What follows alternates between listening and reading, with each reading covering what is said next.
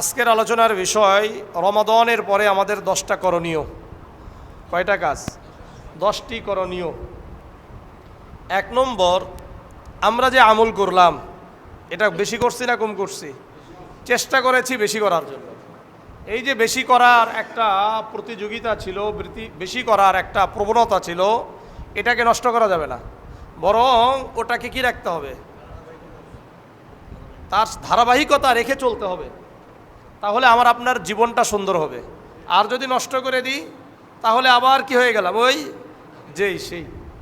এ ব্যাপারে আল্লাহ রাব্বুল আলামিন সূরাতুন নাহলের 92 নম্বর আয়াতে বলেন, ওয়ালা তাকুনু কাল্লাতী নাগাদাত গজলাহা মিন বাদি কুওয়াতিন আনকাসা। আল্লাহ রাব্বুল আলামিন বলেন, হে আমার বান্দারা, তোমরা ওই বৃদ্ধা নারীর মতো হইও না, যেই বৃদ্ধা নারী সুতাগুলোকে মজবুত করে পাকানোর পরে আবার টুকরো টুকরো করে ফেলতো। মক্কাতে একজন বৃদ্ধা নারী ছিলেন। এই নারীর কাজ ছিল কি? সুতা নিত, এটারে খুব মজবুত করে কি করত? পাকাতো। পাকানোর পরে যখন খুব পাকানো হয়ে গেছে, মজবুত হয়ে গেছে, এটারে আবার খুলে খুলে ছিলে ফেলে দিত। এই নারীর কাজটাই এটা ছিল। তো আল্লাহ রাব্বুল আলামিন ওই নারীর কে একটা উদাহরণ বানিয়েছে পুরো বিশ্বের সামনে।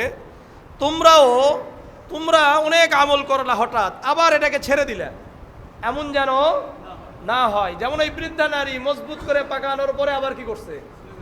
ছেড়ে দিয়েছে, আবার টুকরো টুকরো করে ফেলে দিয়েছে, এমন যেন না হয়। এখান থেকে অনেক শিক্ষা। আপনি ব্যবসা বাণিজ্য করছেন, আপনি চাকরি করছেন, হঠাৎ করে চাকরি না ছাড়া, হঠাৎ করে ব্যবসাকে ছেড়ে না দেওয়া, বরং এটার সাথে লেগে থাকা, তাহলে আপনার সফলতা অবধারিত। আর যদি আপনি করতে করতে ছেড়ে দিলেন, আরেকটাই দৌড় মারছেন, এটার থেকে আরেকটাই গেলেন, তখন দেখবেন যে আপনার সফলতা আর আপনার কাছেও আসবে না, ভিড়বে না। এই জন্য যেই কাজ করব এটা দৃঢ়তার সাথে ধারাবাহিকভাবে করতে থাকা, তাহলে আল্লাহ রাব্বুল আলামিন ওই কাজের মাধ্যমে আমাদের সফলতা দান করবেন। উদাহরণটা বুঝেছেন? খুব গুরুত্বপূর্ণ উদাহরণ। আল্লাহ বলছেন ওই নারীর মতো হইও না, যেই নারী সুতাগুলোকে মজবুত করে পাকানোর পরে আবার টুকরো টুকরো করে ফেলে দেয়, এমন হওয়া যাবে না। সূরা মুহাম্মাদের 33 নম্বর আয়াত আল্লাহ বলেন, ইয়া আইয়ুহাল্লাযীনা আমানু আতিউল্লাহ ওয়া আতিউর রাসূল ওয়া লা তুবতিলু আ'মালাকুম। হে ইমানদারগণ, তোমরা আল্লাহ এবং তার রাসূলের আনুগত্য করো, তোমরা তোমাদের আমলগুলোকে নষ্ট করো না। আমল করেছি, এটা নষ্ট করা যাবে না। প্রতিদিন কিন্তু আমরা চেষ্টা করেছি সাহুরে উঠার জন্য, তাই না? এখন সাহুর শেষ, রমাদান শেষ, অ্যালার্মও বন্ধ করে দিয়েছি, আর 3:30টায় ওঠা হয় না, আর 4টায় ওঠা হয় না। এখন আমরা ওটা করে রাখছি কয়টায়? 4:45, 50 এটা করে রাখছি। কিন্তু যদি এটা আমরা 4টা করে রাখি অথবা 4:10-এও করে রাখি, তাহলে আমাদের সালাতুত তাহাজ্জুদ হবে কি হবে না? হবে। তাহলে এটা কিন্তু আপনার আমার একটা নিয়ম হয়ে গিয়েছিল যে তাহাজ্জুদের সালাত আদায় করা। এটা যদি আমি আপনি নিয়মিত করতে থাকি, তাহলে আমার আপনার এটা জীবনের সাথে কি হয়ে যাবে? অ্যাডজাস্ট হয়ে যাবে। আমার আর কষ্ট হবে না, ঘুমেরও কষ্ট হবে না। যেহেতু আপনাকে উঠতে হয় আগে, তাহলে ঘুমাইতে হবে কি আগে। তাহলে অন্যান্য ফালতু সময় মোবাইলেও আমাদেরকে কি করতে হবে না, কাটাতে হবে না, কারণ আমাকে উঠতে হবে। তাহাজ্জুদের সালাত আদায় করতে হবে, এরপরে ফজরের সালাত আদায় করতে হবে, এরপরে আমাকে অফিসে যেতে হবে। তাহলে আমার আর ঘুমের কি নাই, টাইম নাই। তাহলে আমার এদিকে কি করতে হবে? সময়কে বাঁচিয়ে আমাকে ঘুমিয়ে যেতে হবে। তখন কিন্তু আমার অন্যান্য এদিক সেদিকের আড্ডা দেওয়া, এদিক সেদিকের সময় নষ্ট করা আমার আর হবে না। আমার কিন্তু বুঝে আসতেছে? সুতরাং আমাদের 1 নম্বর কাজ হলো রমাদানের পরে আমাদের আমলগুলোকে নষ্ট না করা। 2 নাম্বার, হেদায়েতের বিপরীতে ভ্রষ্টতাকে গ্রহণ না করা। রমাদান মাস আসছিল, আমরা সবাই একটা হেদায়েতের পথে আসছিলাম, সবাই মসজিদমুখী হয়েছি, মসজিদে আসছি, কিছু ভালো কাজ করার জন্য চেষ্টা করেছি কি করি নাই? সবাই জিকির করার জন্য চেষ্টা করেছে, কোরআন শিখার জন্য চেষ্টা করেছে। এটা হলো হেদায়েত। এটা কি হেদায়েত? এই হেদায়েতের বিপরীতে যেন আমরা ভ্রষ্টতাকে গ্রহণ না করি। নামাজ ছেড়ে দিলাম, ভ্রষ্টতাকে গ্রহণ করলাম। কোরআন ছেড়ে দিলাম, ভ্রষ্টতাকে গ্রহণ করলাম। জিকির ছেড়ে দিলাম, ভ্রষ্টতাকে গ্রহণ করলাম। খারাপ কথা বলা শুরু করলাম, ভ্রষ্টতাকে গ্রহণ করলাম। ভ্রষ্টতা বুঝেন তো নাকি? গুমরাহি। এটা করা যাবে না। এ সম্পর্কে আল্লাহ রাব্বুল আলামিন সূরা আরাফের 175-76 নম্বর আয়াতে একটা ঘটনা উল্লেখ করেছেন। ওয়াতলু আলাইহিম নাবা আল্লাযী আতাইনাহু আয়াতিনা ফানসালাখা মিনহা ফাতবা'হু আশ-শাইতানু ফাকানা মিনাল গাওয়িন। আল্লাহ বলেন, হে নবী মুহাম্মদ সাল্লাল্লাহু আলাইহি ওয়াসাল্লাম, আপনি ওই ব্যক্তির কথা আপনার উম্মতের সামনে আলোচনা করুন যেই ব্যক্তিকে আমি আল্লাহ নিদর্শন সমূহ দিয়েছিলাম। ফানসালাখা মিনহা ফাতবা'হু আশ-শাইতানু ফাকানা মিনাল গাওয়িন। কিন্তু ওই ব্যক্তি পদস্খলিত হলো আর শয়তান তার পিছনে পড়ে গেল। ফাকানা মিনাল গাওয়িন, আর ওই ব্যক্তি ভ্রষ্টতাকে গ্রহণ করে নিল। কি কে? ভ্রষ্ট হয়ে গেল, ভ্রান্ত ব্যক্তিদের অন্তর্ভুক্ত হয়ে গেল। এটা কোন ব্যক্তি ব্যাপারে? তাফসীরে ইবনে কাসির রাহিমাহুল্লাহ একটা ঘটনা উল্লেখ করেছেন। এই আয়াতের আসল ওই ব্যক্তি কে? বালআম নামক একজন ব্যক্তি ছিল। নাম কি? বালআম। মুসা আলাইহিস সালাতু ওয়াস সালামের যুগের একজন ব্যক্তির নাম হলো বালআম। এই ব্যক্তি ছিল মুস্তাজাবুদ দাওয়া। যেই দোয়া করত আল্লাহ তাআলা ওই দোয়া কবুল করতেন। এত বড় আবেদ ছিল, এত বড় বুজুর্গ ছিল। তার ব্যাপারের ঘটনা, লাম্মা নাযালা মুসা আলাইহিস সালাতু ওয়াস সালাম বিহিম ইয়ানি বিল জাব্বারিন ওয়া মান মাআহু। মুসা আলাইহিস সালাতু ওয়াস সালাম কাফেরদের বিরুদ্ধে যুদ্ধ ঘোষণা করলো, জিহাদের ঘোষণা দিলেন। তখন এই জাব্বারিন যারা পথভ্রষ্ট কাফের সম্প্রদায়, বালআমের কাছে আসছে। বালআম আতাহু বানু আম্মিহি ওয়া কওমুহু। এই বালআম এর চাচাতো ভাই, বংশধর, আত্মীয় স্বজন এরা ছিল কাফের। এরা তার কাছে আসার পরে বলল, ইন্না মুসা আলাইহিস সালাতু ওয়াস সালাম রাজুলুন হাদীদ ওয়া মাআহু জুনুদুন কাসীরা। মুসা আলাইহিস সালাতু ওয়াস সালাম লৌহ মানব। কি ছিলেন? লৌহ মানব। বুঝেন তো নাকি? যিনি খুব শক্তিশালী, দেহের দিক থেকে শক্তিশালী, শক্তির দিক থেকে শক্তিশালী, আবার মনের দিক থেকেও শক্তিশালী এবং শাসনের দিক থেকেও শক্তিশালী হয়, তাকে কি বলা হয়? জ্ঞানের দিক থেকে শক্তিশালী হয়, তাকে লৌহ মানব বলা হয়। পৃথিবীতে আমাদের কিছুদিন আগে একজনকে লৌহ মানব বলা হতো। গাদ্দাফিকে কি বলা হতো? লৌহ মানব বলা হতো। তো যাই হোক, এই মুসা আলাইহিস সালাতু ওয়াস সালাম সম্পর্কে তারা বলছেন উনি তো লৌহ মানব, আর তার সাথে তার অনুসারী অনেক। ইয়াদহার আলাইনা, উনি যদি আমাদের সাথে জিহাদ করেন, যুদ্ধ করেন, তাহলে উনি আমাদের উপর বিজয়ী লাভ করবেন। ফায়ুহলিকুনা, তিনি আমাদেরকে ধ্বংস করে দিবে। উদউল্লাহ আইয়ারুদ্দা মুসা, তুমি একটু আল্লাহর কাছে মুসা আলাইহিস সালাতু ওয়াস সালামের বিপক্ষে আমাদের পক্ষে দোয়া করো।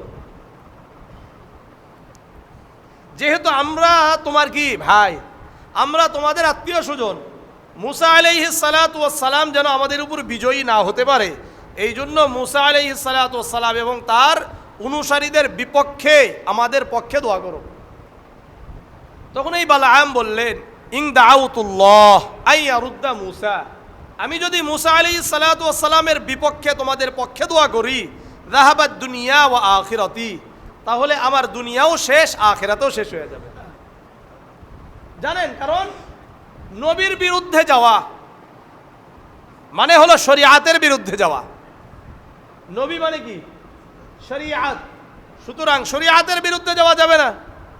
একটা কথা মনে রাখবেন, আপনার বাবা একদিকে, আপনার সন্তান একদিকে, আপনার পুরো আত্মীয় স্বজন একদিকে, আপনার প্রতিবেশী একদিকে, আপনার সবাই একদিকে, আরেকদিকে শরিয়াত, তখন আপনাকে সিদ্ধান্ত নিতে হবে যে পুরা দুনিয়াকে, আপনার সন্তান সহ, আপনার বাবা সহ, আত্মীয় স্বজন এদেরকে ফেলে দিয়ে আপনাকে শরিয়াত গ্রহণ করতে হবে। এর বিপরীত যাবেন, আপনার আমার দুনিয়াও ধ্বংস, আখিরাতও ধ্বংস হয়ে যাবে। এটা বাস্তব, এই ঘটনা এটার প্রমাণ। উনি বলছেন উনি হলো শরিয়াত, উনি হলো নবী। নবী মানে কি? শরিয়াত। রসুল মানেই শরিয়াত। আমি যত বড়ই আল্লাহর ওলি হয়ে যাই না কেন, আমি মুস্তাজাবুদ দাওয়া, আমার দোয়া কবুল হয়ে যায়, এর পরেও যদি আমি নবীর বিরুদ্ধে, শরিয়াতের বিরুদ্ধে যাই, তাহলে আমারও ধ্বংস অনিবার্য। ফালাম ইয়াজালু বিহি, তারা পিরাপিরি শুরু করলো, না না দোয়া করতেই হবে। তখন আস্তে আস্তে তার মন তাদের প্রতি ধাবিত হলো, দুনিয়ার প্রতি ধাবিত হলো। সে হাত্তা দাআ আলাইহিম, মূসা আলাইহিস সালাতু ওয়াস সালামের বিরুদ্ধে দোয়া করলো। ফাসালাখাহুল্লাহু মা কানা আলাইহি, আল্লাহ রাব্বুল আলামিন তাকে পদস্খলন করলো, তাকে হেদায়েতের বিপরীতে ভ্রষ্টতা তাকে দিয়ে দিল। এই আয়াত অবতীর্ণ হয়েছে। সুতরাং দোয়া তো কবুল হবেই না, কারণ শরিয়াতের বিরুদ্ধে, নবীর বিরুদ্ধে কোনো দোয়া কারো কবুল হবে না, এটা বুঝতে হবে। এই জন্য আমাকে আপনাকেও সিদ্ধান্ত গ্রহণ করতে হবে যে আমরা হেদায়েত নিব না, ভ্রষ্টতাকে গ্রহণ করব। আমরা শরিয়াত নিব না, দুনিয়া নিব, আত্মীয় স্বজন নিব, এটাকে গ্রহণ করতে হবে। আমি দলের পক্ষে যাব না, ইসলামের পক্ষে থাকব, আমি শরিয়াতের পক্ষে থাকবো, এটাকে আপনাকে সিদ্ধান্ত গ্রহণ করতে হবে। আপনি মনে করছেন যে অনেক কিছু না, অনেক কিচ্ছু নাই। আজকেই দুনিয়াতে এটার অনেক প্রমাণ আছে, আখিরাত তো নাই। চোখ বন্ধ করলে তো ওটা শেষ। দুনিয়াতেও আপনাকে কোনো শেল্টার আল্লাহ দিবেন না। সুতরাং শরিয়াতের বিরুদ্ধে, ইসলামের বিরুদ্ধে কোনো কাজ হয়, এমন কোনো কাজ যদি আমার দলের পক্ষ থেকে আসে, আমার বাবার পক্ষ থেকে আসে, আমার আত্মীয় স্বজনের পক্ষ থেকে আসে, তখন আমার এই আত্মীয় স্বজনকে গ্রহণ করা যাবে না। আমার এই নেতা, আমার এই দল, আমার এই বাবা, আমার এই উস্তাদ, আমার এই শেখ, আমার এই পীরকে গ্রহণ করা যাবে না, বরং কোরআন এবং সুন্নাহকে গ্রহণ করতে হবে। তাহলে আমার দুনিয়া সুন্দর হবে, আখিরাত সুন্দর হবে। আর যদি মনে করলেন ইমাম সাহেব বলছে ওটা শরীয়তের পক্ষে যাক আর বিপক্ষে যাক, এটা আমার দেখা দরকার নেই। আমার পীর সাহেব বলছে ওটা শরীয়ত নাকি, এরা আমার দেখা দরকার নাই। আমার বাবা বলেছে, আমার উমুক বলেছে, তাহলে আর শরীয়ত দেখা দরকার না, শরীয়ত কি বলে। এইভাবে যদি কেউ করেন তাহলে তার দুনিয়াও ধ্বংস হয়ে যাবে, আখিরাতও ধ্বংস হয়ে যাবে। এই জন্য করা যাবে। আল্লাহ বলেন 176 নম্বর আয়াতে, ওয়ালাউ শি'না লারাফা'নাহু বিহা ওয়ালাকিন্নাহু আখলাদা ইলাল আরদি ওয়াত্তাবা'a হাওয়া। আল্লাহ বলেন আমি যদি চাইতাম, আমি আল্লাহ এই বালআমের মর্যাদা আরো বৃদ্ধি করতে পারতাম, কিন্তু ওয়ালাকিন্নাহু আখলাদা ইলাল আরদি ওয়াত্তাবা'a হাওয়া, কিন্তু এই বালআম দুনিয়ার প্রতি ঝুঁকে পড়লো, নিজের প্রবৃত্তিকে অনুসরণ করলো, শরিয়াতকে অনুসরণ করলো না। আমি আল্লাহ তাকে পদস্খলন করে দিলাম, আমি আল্লাহ তাকে গুমরাহ করে দিলাম, পথভ্রষ্ট করে দিলাম। সুতরাং আমি আপনাদের কাছে অনুরোধ করব, আল্লাহ রাব্বুল আলামিন এই রমাদানের ওসিলায় আমাদেরকে হেদায়েতের পথে নিয়ে আসছেন, মসজিদের পথে নিয়ে আসছেন, জিকিরের পথে নিয়ে আসছে, কোরআনের পথে নিয়ে আসছে। সুতরাং আমরা আর এখান থেকে সরে না যাই। মনে থাকবে তো ইনশাআল্লাহ? আলহামদুলিল্লাহ, আমরা তো অধিকাংশই, আমি তো বলতে পারি যে আমরা এখানে আসি যারা, তারা আমরা সবাই এই রমাদান মাসের ফজরের সালাত আদায় করেছি। করছি কি করি নাই? বলেন করছেন কি করেন নাই? তাহলে এই যে ফজরের সালাত আর কি ছাড়া যায়? বলেন, আর ছাড়া যায় না। ভ্রষ্ট থেকে গ্রহণ করব না ইনশাআল্লাহ। 3 নম্বর, রমাদানে আমরা মোটামুটি ভাবে শয়তানের ব্যাপারে সতর্ক ছিলাম। কিসের ব্যাপারে? শয়তানের ব্যাপারে মোটামুটি ভাবে সতর্ক ছিলাম। এই শয়তান কিন্তু আমাদের শত্রু। সুতরাং শয়তানকে শত্রু হিসাবেই গ্রহণ করতে হবে। কে আপনার বন্ধু আর কে আপনার শত্রু এটা বুঝতে হবে। সূরা ফাতিরের 6 নম্বর আয়াত আল্লাহ বলেন, ইন্নাশ শাইতানা লাকুম আদুউন ফাত্তাখিযুহু আদুওয়া ইন্নামা ইয়াদউ হিসবাহু লিয়াকুলু মিন আসহাবিস সাঈর। নিশ্চয় শয়তান তোমাদের শত্রু, সুতরাং ফাত্তাখিযুহু আদুওয়া, আল্লাহ বলেন তোমরা শয়তানকে শত্রু হিসেবেই গ্রহণ করো। তাকে আর বন্ধু হিসাবে গ্রহণ করা যাবে না। সুতরাং দেখবেন আমার আপনার পাশে আশেপাশে যারা দেখবেন দুর্নীতি করে বেড়ায়, চাঁদাবাজি করে বেড়ায়, খারাপ কাজ করে, অন্যায় কাজ করে বেড়ায়, এরা আপনার আমার শত্রু। এদেরকে কি করা যাবে না? বন্ধু হিসাবে গ্রহণ করা যাবে না, এদেরকে নেতা হিসাবে গ্রহণ করা যাবে না। কারণ এদেরকে যদি আপনি নেতা হিসাবে গ্রহণ করেন, শয়তান সম্পর্কে আল্লাহ কি বলছেন? ইন্নামা ইয়াদউ হিসবাহু লিয়াকুলু মিন আসহাবিস সাঈর। এরা হলো শয়তান, তাদের দল বলকে নিজের দিকে ডাকে, নিজের কর্মের দিকে ডাকে, যাতে করে একসাথে জাহান্নামে যেতে পারে। কোন দিকে যেতে পারে? জাহান্নামে যেতে পারে।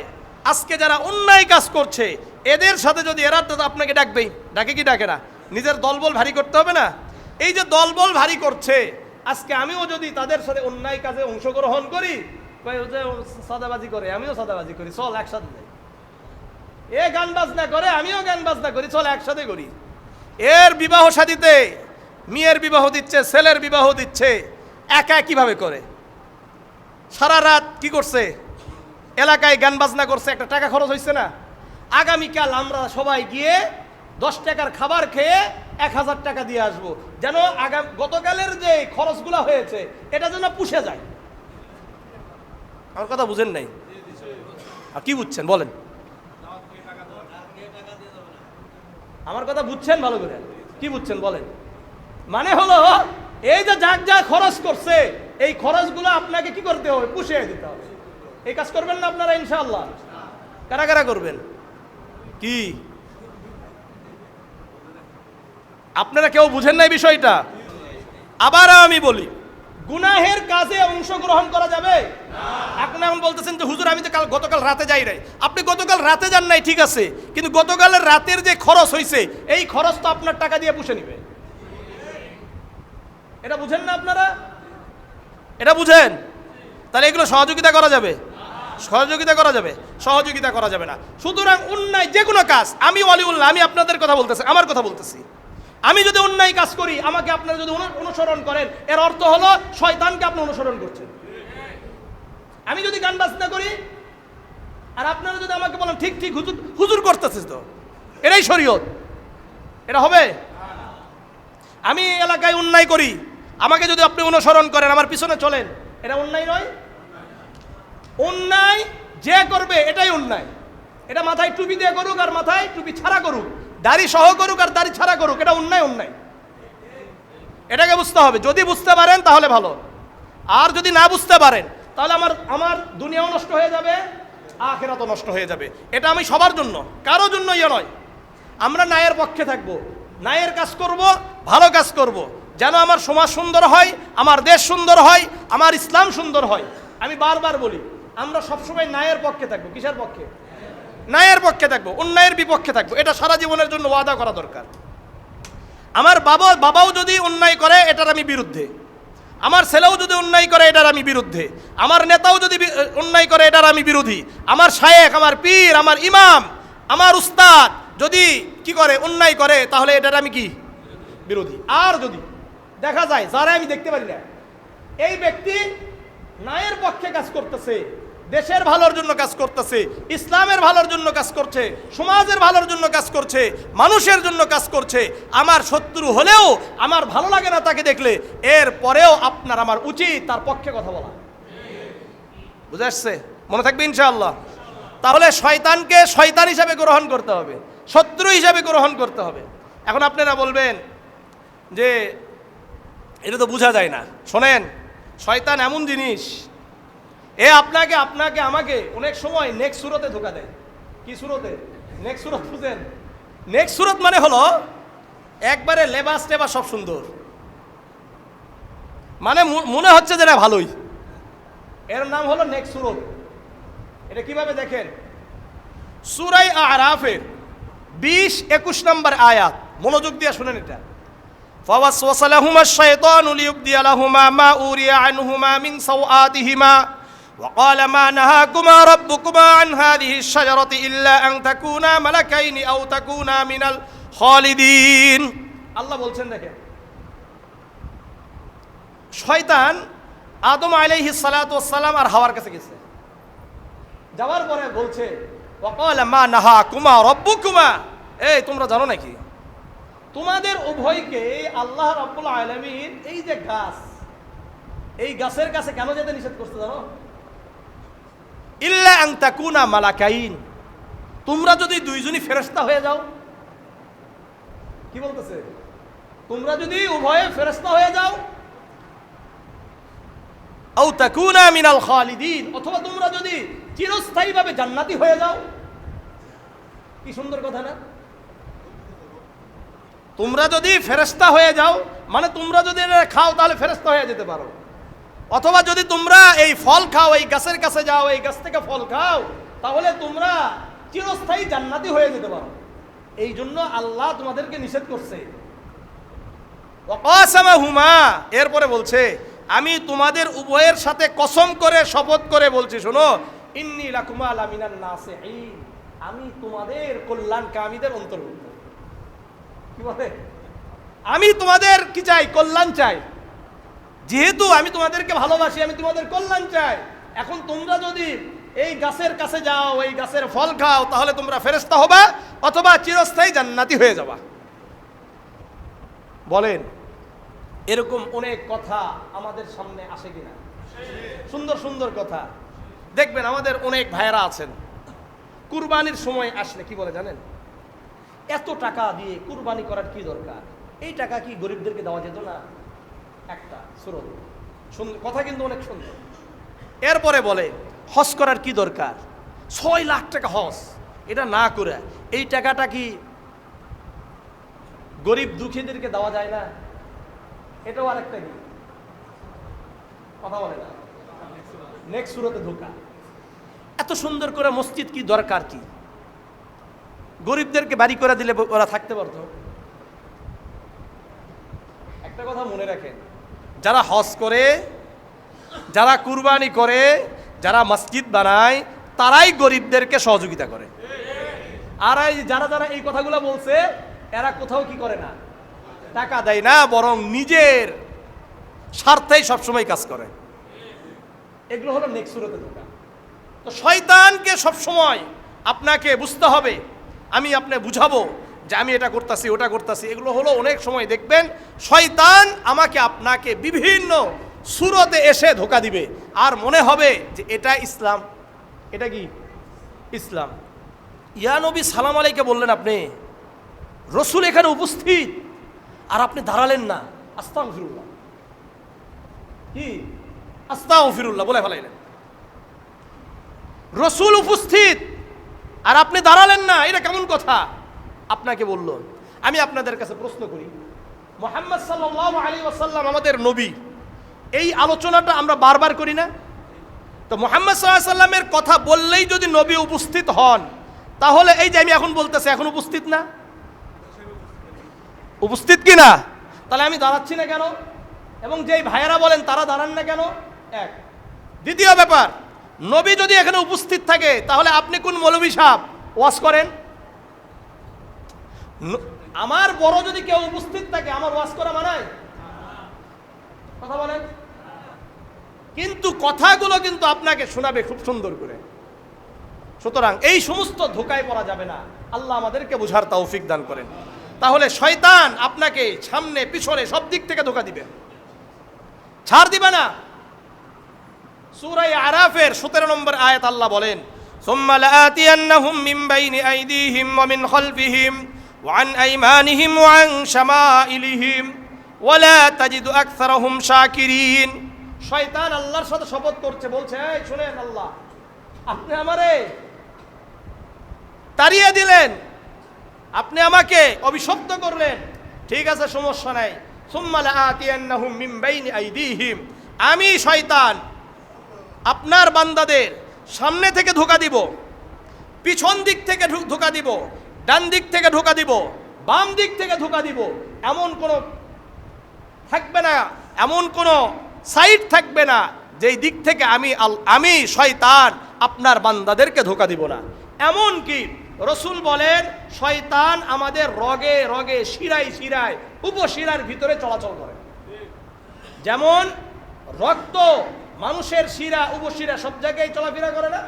ঠিক তেমনি ভাবে শয়তানও আমাদের শিরা উপশিরায় সব জায়গায় কি করে, চলাফেরা করে। সুতরাং সাবধানতা অবলম্বন করা দরকার। তাহলে রমাদানের পরে তৃতীয় নাম্বার করণীয় হলো আমরা শয়তান সম্পর্কে কি থাকবো, সতর্ক থাকবো। এখন এই সতর্ক থাকবেন কিভাবে? এই জন্য আমাকে আপনাকে কোরআন এবং হাদিস জানতে হবে, কোরআন এবং হাদিস পড়তে হবে। যখন আপনি কোরআন হাদিস জানবেন, কোরআন হাদিস পড়বেন, কোরআন হাদিস শুনবেন, তখন আপনি জানতে পারবেন কোনটা শয়তানি ধোঁকা। আর যদি না পড়াশোনা করেন তাহলে জানবেন, বলেন, জানবেন না।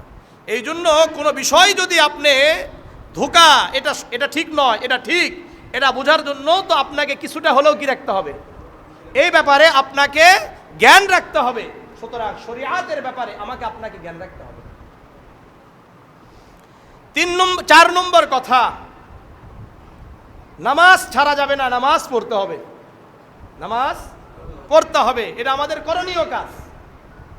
সূরা আনকাবুতের 45 নম্বর আয়াত আল্লাহ বলেন, ইন্নাস সালাতা তানহা আনিল ফাহশাই ওয়াল মুনকার, নিশ্চয় নামাজ সকল প্রকার অশ্লীল কাজ থেকে আমাদেরকে বিরত রাখবে। যারা বলে আগে অন্তর ঠিক করি এরপরে নামাজ পড়ব, এ কিয়ামত পর্যন্ত যদি দুনিয়াতে থাকে আর নামাজ পড়বে না, কারণ এর অন্তর জীবন আর কি হবে না, পরিষ্কার হবে না। কারণ আল্লাহ তো পরিষ্কার করবেন কিসের মাধ্যমে, নামাজের মাধ্যমে। আর আপনি বলছেন আগে পরিষ্কার হবে এরপরে নামাজ পড়বেন, আপনারটা আর কি কোনোদিন পরিষ্কার হবে না। এই জন্য সালাত আদায় করা, সালাতকে গুরুত্ব দেওয়া, এই সালাত সম্পর্কে আমাকে আপনাকে কাল কিয়ামতের ময়দানে প্রথম প্রশ্ন করা হবে, নামাজ ঠিক আছে কিনা। নামাজ ঠিক, সব ঠিক, নামাজ ঠিক নাই, সব বেঠিক হয়ে যাবে। আল মুআজামুল আওসাতের 1859 নম্বর হাদিস, আন আব্দুল্লাহ ইবনে কুরতিন রাদিয়াল্লাহু তাআলা আনহু قال قال رسول الله صلى الله عليه وسلم أول ما يحاسب العبد يوم القيامة الصلاة فإن صلحت صلح سائر عمله وإن فسدت فسد سائر عمله। আব্দুল্লাহ ইবনে কুরত রাদিয়াল্লাহু তাআলা আনহু বর্ণনা করেন, আল্লাহর রাসূল সাল্লাল্লাহু আলাইহি ওয়াসাল্লাম বলেন, কিয়ামতের ময়দানে সর্বপ্রথম সালাতের হিসাব নেওয়া হবে। কিসের হিসাব? সালাতের হিসাব, নামাজের হিসাব হবে। ফাইন সলুহাত সলুহা সাইরু আমালিহি, যদি নামাজের হিসাব ঠিক হয়ে যায় অন্যান্য আমলের হিসাব ঠিক হয়ে যাবে। ওয়াইন ফাসাদাত ফাসাদা সাইরু আমালিহি, আর যদি নামাজের হিসাবের মধ্যে গরমিল হয়ে যায়, নামাজের হিসাব না দিতে পারে, তাহলে অন্যান্য আমলের হিসাব ওই ব্যক্তি দিতে পারবে না। এই জন্য নামাজকে ঠিক রাখি। নামাজের গুরুত্বের ব্যাপারে আপনাদেরকে অনেক হাদিস বলেছি। রসুলের লাস্ট কথা ছিল আসসালাত। সুনান ইবনে মাজার 2698 নম্বর হাদিস, আন আলী ইবনে আবি তালিব রাদিয়াল্লাহু তাআলা আনহু قال كان آخر كلام النبي صلى الله عليه وسلم الصلاة وما ملكت أيمانكم। আলী ইবনে আবি তালিব রাদিয়াল্লাহু তাআলা আনহু বর্ণনা করেন, আল্লাহ রাসূল সাল্লাল্লাহু আলাইহি ওয়াসাল্লামের শেষ কথা ছিল আসসালাত। আসসালাত, এই নামাজের ব্যাপারে গুরুত্ব দাও, নামাজের ব্যাপারে যত্নবান হও, নামাজকে কখনো ছেড়ো না, নামাজকে কখনো ছেড়ো না, নামাজকে কখনো ছেড়ো না। তোমরা যদি নামাজ এক ওয়াক্ত ছেড়ে দাও তাহলে তোমার দুনিয়াও ধ্বংস, তোমার পরিবারও ধ্বংস। মান ফাতাতহুস সালাত ফাকান্নামা উতিরা আহলুহু ওয়া মালুহু। কত গুরুত্বপূর্ণ সহিহ ইবনে হিব্বানের এই হাদিস, 1468 নম্বর হাদিস। নাউফিল ইবনে মুআবিয়া রাদিয়াল্লাহু তাআলা আনহু থেকে বর্ণিত, রাসূল বলেন, মান ফাতাতহুস সালাত, যে ব্যক্তির এক ওয়াক্ত নামাজও ছুটে গেল, ফাকান্নামা উতিরা আহলুহু ওয়া মালুহু, তার যেন পুরা পরিবার ধ্বংস হয়ে গেল, তার যেন পুরা সম্পদ ধ্বংস হয়ে গেল। আজকে আমার আপনার কিছু টাকা চুরি হয়ে গেলে, কিছু টাকা নষ্ট হয়ে গেলে, কিছু সম্পদ নষ্ট হয়ে গেলে, সন্তান অসুস্থ হলে, স্ত্রী অসুস্থ হলে কি পরিমাণ কষ্ট আমাদের লাগে। অথচ আমার আপনার নামাজের পরে নামাজ এক ওয়াক্ত নয়, 2 ওয়াক্ত নয়, মাসকে মাস নামাজকে ছেড়ে দিলাম, মাসকে মাস আল্লাহর সাথে কোনো সম্পর্ক নাই, মাসকে মাস সাজদা নাই, মাসকে মাস সুবহানাল্লাহ সুবহান রাব্বিয়াল আ'লা সুবহান রাব্বিয়াল আযীম এটা বলি না, অথচ বিন্দু মাত্র আফসোস নেই। আফসোস থাকা দরকার, যে আল্লাহ আমাকে চোখ দান করলেন, যে আল্লাহ আমাকে কান দান করলেন, যে আল্লাহ আমাকে নিঃশ্বাস নেওয়ার শক্তি দান করলেন, ওই আল্লাহর সাথে কি আমি মোলাকাত করতে পারি না? ওই আল্লাহর সাথে কি আমি জিয়ারত করতে পারি না? ওই আল্লাহর সাথে কি আমি সাক্ষাৎ করতে পারি না? আপনি যখন সিজদা করবেন তখন আপনি সবচেয়ে আল্লাহর কাছাকাছি হয়ে যাবেন। রাসূল বলেন, আকরাবু মা ইয়াকুনুল আবদু মির রাব্বিহি ওয়া হুয়া সাজিদুন, যখন বান্দা সাজদায় চলে যায় তখন ওই বান্দা আল্লাহর সবচাইতে কাছাকাছি অবস্থান করে। এই জন্য আমি আপনাদের হাতে পায়ে ধরে বলবো যে নামাজ না ছাড়ি, নামাজ না ছাড়ি। করা যাবে ইনশাআল্লাহ? কারা কারা করবেন? আমার খুব কষ্ট হয় যে বিভিন্ন জায়গায় দেখা যায় নামাজ পড়ে যাচ্ছি খেলা দেখছে, নামাজ পড়ে যাচ্ছি আড্ডা দিচ্ছে, নামাজ পড়ে দেখছি যে বসে আছে, কিছু কোনো কাজ নাই। কি হয়েছে? দুইজন খরিদ্দার আসছে, তাদের সাথে গল্প করছে। আপনি অনেক সময় তো নিজেদের কাজেও আপনি থাকেন না। আমাকে আবার এখানে বুঝাবে অনেকে, হুজুর খরিদ্দার আসছে তাদেরকে কি কষ্ট দেওয়া যায়? আপনার নিজের কাজে যখন বাইরে থাকেন তখন এই খরিদ্দার কষ্ট পায় না। আপনার নিজের কাজে যখন আপনি বাহিরে থাকেন, আপনি পরিবারের কাছে যান, আপনি বিভিন্ন জায়গায় ঘুরতে যান, তখন কি খরিদ্দার কষ্ট পায় না? কি বলেন? পাই কি পাই না? হ্যাঁ, আমরা বিভিন্ন সময় আসি, আসার পরে কল দিই, ভাই আসেন? হ্যাঁ আসি, একটু আসা যাবে? আসেন। এরপরে আমাদের জন্য আমরা কি ডাক্তার, এরপরে বিভিন্ন জনের জন্য আমরা দাঁড়িয়ে থাকি কিনা? তাহলে আপনাকে আমার নামাজ পড়তে কয় মিনিট লাগবে বলেন আমারে? 10-15 মিনিট, এর বেশি তো না। যেটা ঔষধের ব্যবসা করে, এখানে আসলে আর যাইতে কত মিনিট লাগবে? 15? এর বেশি না তো। কিন্তু যখন আপনি বাসায় ঘুমিয়ে থাকেন, অন্য জায়গায় থাকেন, অথবা আপনি কাঁচামালের ব্যবসা করেন, অথবা আপনি কনফেকশনারির ব্যবসা করেন, যাই কাজ করেন না কেন, আপনারা বিভিন্ন সময় বিভিন্ন জায়গায় যান না? যান কি যান না? তখন আমরা গিয়ে দাঁড়িয়ে থাকি না? আমার প্রয়োজনে থাকি কি থাকি না? তখন আপনার কষ্ট দেওয়া হয় না। এগুলো ওয়াজ বাদ দিয়ে, এগুলো হলো নেক্সট সুরতে ধোকা। এটা কিসের সুরতে ধোকা? নেক্সট সুরতে ধোকা। এগুলো সুরত বাদ দিয়ে, এগুলো হলো শয়তানি ধোকা। আল্লাহ আমাদেরকে হেফাজত করেন। এই জন্য আমি আপনাদের হাতে পায়ে ধরে বলি যে নামাজ ইনশাল্লাহ আমরা রমাদানে শুরু করেছি, আর ছাড়বো না ইনশাআল্লাহ। করা যাবে তো ইনশাআল্লাহ? কারা কারা করবেন ইনশাআল্লাহ? সবাই। আল্লাহ আমার সব মুসল্লিদেরকে আপনি কবুল করেন। আমি আপনাদেরকে কসম করে বলছি, আমি যা বলি আপনাদের কল্যাণের জন্য, আমার কল্যাণের জন্য, সর্বোচ্চ ভালোবাসার দিক থেকে আমি একটু খোলামেলা কথা বলি, একেবারে স্পষ্ট করে কথা বলি, যেন আপনারাও বুঝতে পারেন, ওই জায়গাগুলো থেকে যেন ফিরে আসতে পারেন। কেন জান্নাতে যাওয়া দরকার একসাথে। কি বলেন? একসাথে জান্নাতে যাবো তো ইনশাআল্লাহ। এখানকার দুই একটা কথা যদি কষ্ট লেগে যদি আপনি ফিরে আসতে পারেন, এটা আপনার জন্য কল্যাণকর, আমার জন্য কি কল্যাণকর। তাহলে একসাথে জান্নাতে যাওয়া যাবে। আর যদি নাই বলি, যদি মনে করেন নাম কি আপনাদের তালে তালে আমি চলে যাই, তালে তালে বুঝেন? হ্যাঁ, আপনি যেমন আছেন আমি আপনার তালে মারলাম, হ্যাঁ ঠিক আছে ঠিক আছে, আপনি তো আল্লাহু আকবার, আপনি বলুন। ওই তালে মারলে এটা সামসামি হবে। এই সামসামি করলে আপনি তো জাহান্নামে যাবেনই। আল্লাহ কাল কিয়ামতের ময়দানে যখন আপনাকে ধরবে, তখন আপনি বলবেন যে আল্লাহ আমারে জাহান্নাম দিবেন কেন? তখন বলবে যে তুমি তো এই কাজগুলো করছো। তখন বলবো যে আমাদের ইমাম সাহেব তো জানতো, আমার ইমাম সাহেব আমাকে সতর্ক করে নাই। তখন আমারেও কি করবে? সাইজ করবে, সাইজ করে আমারেও আপনার সাথে কোন দিকে? জাহান্নামের দিকে দিবে। এগুলো চামচামি করলে সমস্যা আছে। আল্লাহ আমাদেরকে বোঝার তৌফিক দান করে। 5 নম্বর, কোরআন তেলাওয়াত, কোরআন পড়া, কোরআনকে না ছাড়া। সূরা ফুরকানের 30 নম্বর আয়াত আল্লাহ বলেন, وقال الرسول يا رب إن قوم اتخذوا هذا القرآن مهجورا।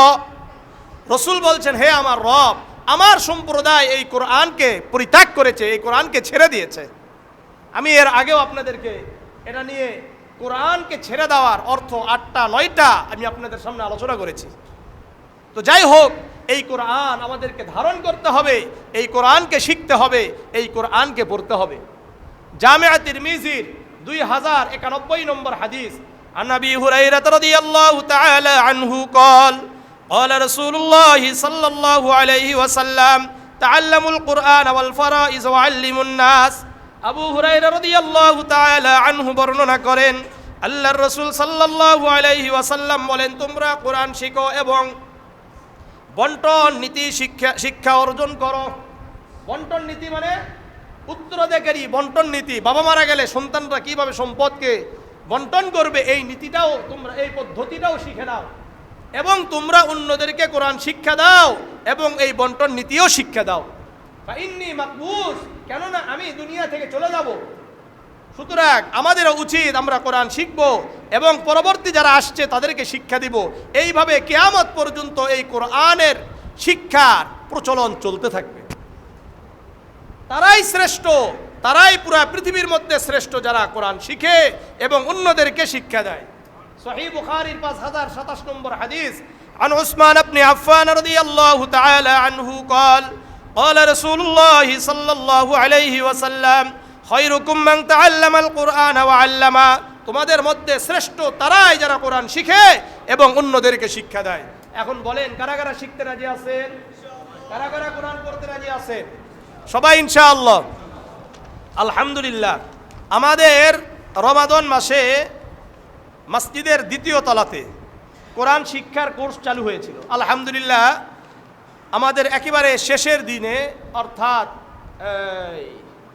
কবে এটা হলো, শুক্রবার না, 27 রমাদানে আলহামদুলিল্লাহ আমাদের মসজিদে 21 জনকে আমরা কোরআন দিয়েছি। কতজন? 21 জন কোরআন পেয়েছে। ওনারাও পড়তে থাকবেন। কোরআন পাওয়ার অর্থ কি?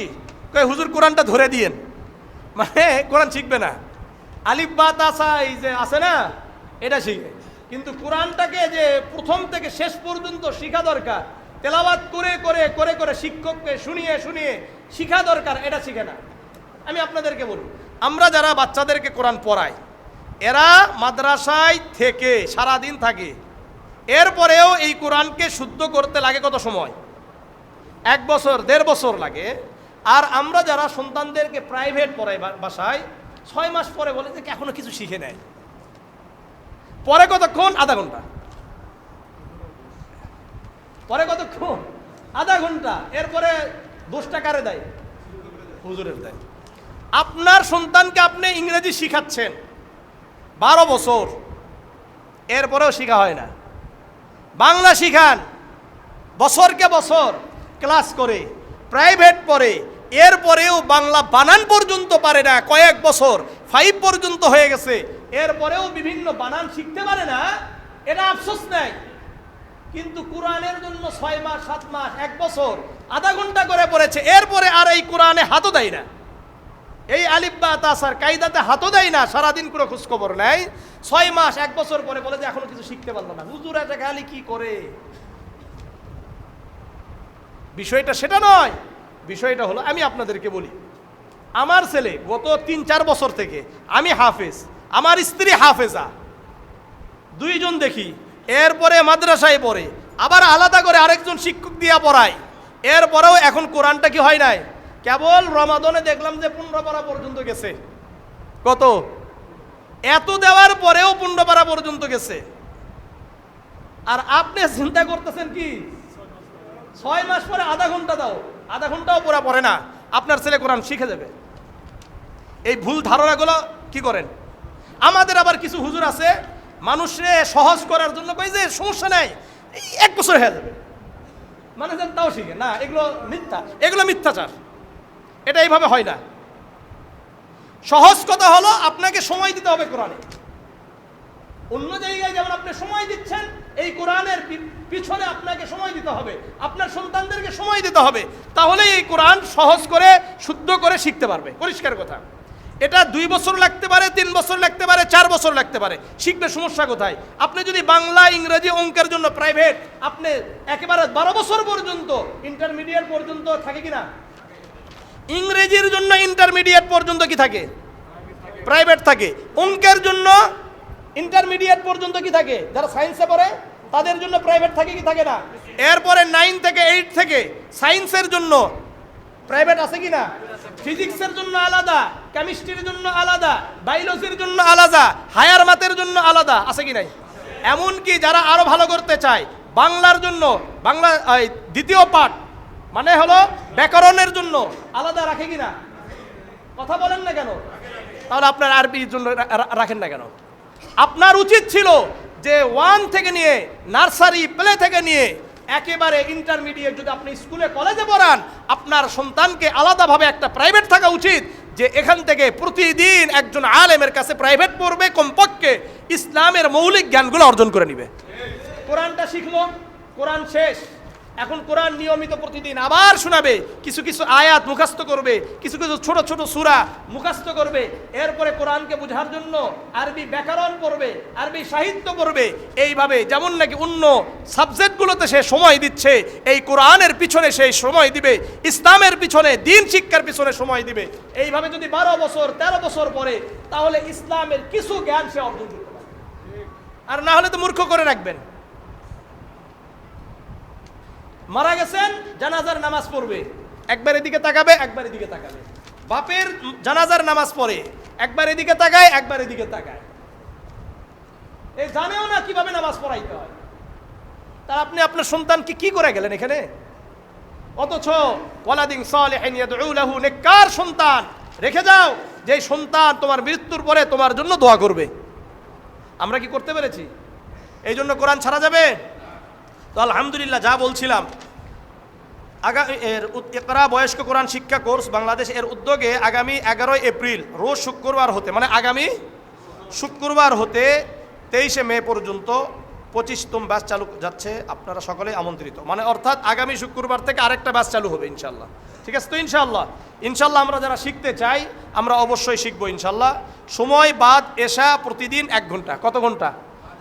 এটা কিন্তু বয়স্কদের জন্য। কাদের জন্য? আপনাদের যারা চাকরি করেন, ব্যবসা বাণিজ্য করেন, যেখানেই করেন না কেন, এটা আপনার জন্য অপরিহার্য করে নেন, যে আপনার জন্য এটা অপরিহার্য করে নেন যে শিখতেই হবে। এই শিক্ষা ছাড়া আমার কবরে যাওয়া যাবে না।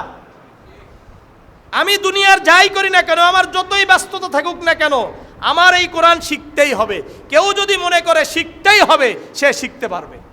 আর কেউ যদি মনে করে যে হলে হলো, না হলে নাই, সে জীবনে শিখতে পারবে না, আমার দ্বারা আর হবে না। আমাদের এই 27 রমাদানে অ্যাডভোকেট আবু হানিফ ভাই একটা কথা বলেছিলেন, যে যেটা আমাদের ছোটবেলায় শেখা দরকার সেটা আমি আজকে শিখছি। আমার এই অনুভূতিটা হয়েছে, যদি আমি এই শিখার আগে, এই কোরআনটা ধরার আগেই যদি আমি মারা যেতাম, তাহলে আল্লাহর কাছে আমি কি উত্তর দিতাম? এই অনুভূতিটা সবার দরকার। আমার এটা খুব চমৎকার লাগছে, যে এটা যদি কারো অনুভূতি, কারো ভিতরে এটা আসতে পারে, আসে যে আহা, এতদিন আমি কি করেছি, এই অনুভূতিটা সবার দরকার। তা আগামী শুক্রবার থেকে ইনশাল্লাহ দ্বিতীয় ব্যাচ এখানে চালু হবে, দ্বিতীয় তলাতে। আর যারা ওই সময় অর্থাৎ কোরআন নিয়েছেন, তাদের ফজরের পরে কোরআন শিক্ষা হবে। বুঝে আসছে ইনশাল্লাহ? ওনারা কি করবেন? ওই যে আমি বলছি, যে ধরে ধরে ধরে ধরে প্রতিদিন 4 লাইন, 5 লাইন, 6 লাইন, 7 লাইন করে করে হুজুরকে শুনিয়ে এরপরে যাওয়া। এইভাবে পুরা কোরআনকে সূরা ফাতিহা থেকে সূরা নাস পর্যন্ত পুরাটা শোনাইতে হবে। আমি আপনাদেরকে কি বলছি, মুহাম্মাদের আমি শুনি, ওর মা শুনে, ওর শিক্ষকরা শুনে। আপনারা কি মনে করেন বিষয়টাকে? এটাকে সাধারণ বিষয় মনে করেন? এটাকে সাধারণ বিষয় মনে করার জিনিস নয়। আপনারা আবার অনেকে মনে করেন যে ওটা হুজুর তো তাই শিখায়, কেন আমার সন্তানকে কি আমি অন্য কিছু শিখানোর যোগ্যতা আমার নাই? আছে না? আছে। অনেকে ইংরেজি শিখায় এখন। আমি আপনাদেরকে বলি, শোনেন, আমি আলহামদুলিল্লাহ আমি যতটা ফ্লুয়েন্টলি ইংলিশ বলতে পারবো, এই এলাকাতে অতটা ফ্লুয়েন্টলি ইংলিশ বলার মতো মানুষ খুব কম আছে, এটা মনে রাখেন। আমি আগে খুব ইংরেজি বলতাম, আপনাদের এই মসজিদেও বলতাম না, কথাই কথা ইংরেজি বলতাম, এখন বলি না, কারণ প্রয়োজন ছাড়া ইংরেজি বলা ঠিক নয়। ফটফটে গেলে ইংরেজি বলা লাভ নেই, কারণ এটা হলো কোরআন হাদিস বলার জায়গা, এখানে অত বেশি ইংরেজি এত বেশি দরকার নেই। প্রয়োজন হলে ইংরেজি বলা দরকার, কথাই কথা এত ইংরেজি বলার কোনো ফায়দা নেই। কথাই কথায় কোরআনের আয়াত আর হাদিস বলার মধ্যে এই জায়গাটা কি ফায়দা, বুঝে আসছে? এই জন্য হ্যাঁ, ইংরেজি আপনার শেখা দরকার। আমি কি আমার সন্তানকে ইংরেজি শিখাবো না? আমি কি শিখাই না? অবশ্যই শিখাই, কিন্তু আগে আমার সন্তানকে কোরআন শিক্ষা দিতে হবে। আগে কি? আগে কি দিন, আগে কোরআন, এরপরে দুনিয়ার অন্য কিছু। কাল কিয়ামতের ময়দানে যদি আমি বলতে পারি আল্লাহ আমার অন্য কিছু শিখানোর আমার কি ছিল, যোগ্যতা ছিল, এটা আমার অ্যাবিলিটি ছিল, কিন্তু আমি আগে ওগুলোতে যাই নাই, আগে আমার সন্তানকে আপনার কোরআন শিক্ষা দিয়েছি। আমি সবচাইতে বেশি আপনার এই কোরআন, আপনার এই চিঠি, এটা শিখানোর পিছনে আমি বেশি সময় দিয়েছি। আমি মনে করি আমার যত আমি এই যে আলেম হয়েছি, এটা হয়েছি, মুখ করছি, সেটা করি, হইতে পারে এগুলো দিয়ে কিছুই হবে না, কিন্তু আমি কোরআনের ব্যাপারে, আমার সন্তানের ব্যাপারে বেশি গুরুত্ব দিয়েছি। হইতে পারে আল্লাহ রাব্বুল আলামিন আমার এই জায়গাটাকে কবুল করে আমাকে জান্নাত দিতে পারে। এই জন্য আমি আপনাদের হাতে পায়ে ধরে বলি যে সন্তানদেরকে, আপনি স্কুলে পড়েন কোনো সমস্যা নাই, আপনি কলেজে পড়েন কোনো সমস্যা নাই, কিন্তু অবশ্যই অবশ্যই আপনার সন্তানের জন্য আলাদা দিন শিক্ষার জন্য একজন শিক্ষককে একেবারে কি পর্যন্ত, ইন্টারমিডিয়েট, এটা আপনার দায়িত্ব। ইন্টারমিডিয়েটের পরে আপনার সন্তান যখন নাকি ইউনিভার্সিটিতে চলে যাবে, তখন এতদিন শিখানোর পরে এই সন্তান আর বাইরে যাবে না। এই সন্তান ওখানে যাওয়ার পরে কি শিখবে? দিন শিখার জন্য অনেক উলামায়ে কেরামদের সাথে সে যোগাযোগ করে শিখে নেবে। আর যদি কিছু দরকার হয় সে আস্তে আস্তে বিভিন্ন কিছু শিখে নেবে। এরকম বহু ভাইয়েরা আছেন। এই জন্য আমি আপনাদের কাছে হাতে পায়ে ধরে বলি যে কোরআন পড়বো তো ইনশাআল্লাহ, কোরআন শিখবো তো ইনশাআল্লাহ, নিজে শিখবো, কারা কারা নিজেরা শিখবেন ইনশাআল্লাহ, কোরআন শিখবেন ইনশাআল্লাহ, সন্তানদেরকে শিক্ষা দিবেন তো ইনশাআল্লাহ। আমাদের সবাইকে আল্লাহ রাব্বুল আলামিন কবুল করেন, ঠিক আছে ইনশাআল্লাহ। করণীয় কোরআন শিখা এবং জিকির করবেন নিয়মিত প্রতিদিন, সুবহানাল্লাহ, আলহামদুলিল্লাহ, লা ইলাহা ইল্লাল্লাহ, আল্লাহু আকবার। সকাল সন্ধ্যায় 100 বার করে পড়বেন। কতবার করে? 100 বার করে। নামাজের পরে 33 বার সুবহানাল্লাহ, 33 বার আলহামদুলিল্লাহ, 33 বার আল্লাহু আকবার পড়বেন ইনশাআল্লাহ। এইভাবে ঘুমানোর আগে 33 বার সুবহানাল্লাহ, 33 বার আলহামদুলিল্লাহ, 34 বার আল্লাহু আকবার। এইভাবে আল্লাহ তাআলার জিকিরও করবেন ইনশাআল্লাহ। আর এই আমলগুলো করার জন্য কি দরকার? ভালো মানুষদের সাথে থাকা দরকার। আপনার পরিবেশ আপনাকে ভালো করবে, আপনার পরিবেশ আপনাকে খারাপ করবে। যদি আমলকারীদের সাথে থাকেন তাহলে আমলকারী হবেন, আর যদি বেআমলকারীদের সাথে থাকেন তাহলে কি হয়ে যাবেন? বেআমলকারী হয়ে যাবেন। এই জন্য আল্লাহওয়ালাদের সাথে থাকা, ভালো মানুষদের সাথে থাকা, সৎ ব্যক্তিদের সাথে থাকা, তাহলে লাভ আছে। শাওয়ালের রোজা কারা কারা শুরু করছেন? শাওয়ালের রোজা সবাই শুরু করছেন ইনশাআল্লাহ? বলেন তো এবারে ইনশাআল্লাহ এই শাওয়াল মাস কয়দিন গেছে? সোমবার, বৃহস্পতিবার, সোমবার, মঙ্গলবার, বুধবার, বৃহস্পতিবার, 4 দিন চলে গেছে। আর মোটামুটিভাবে 25-26 দিন আছে।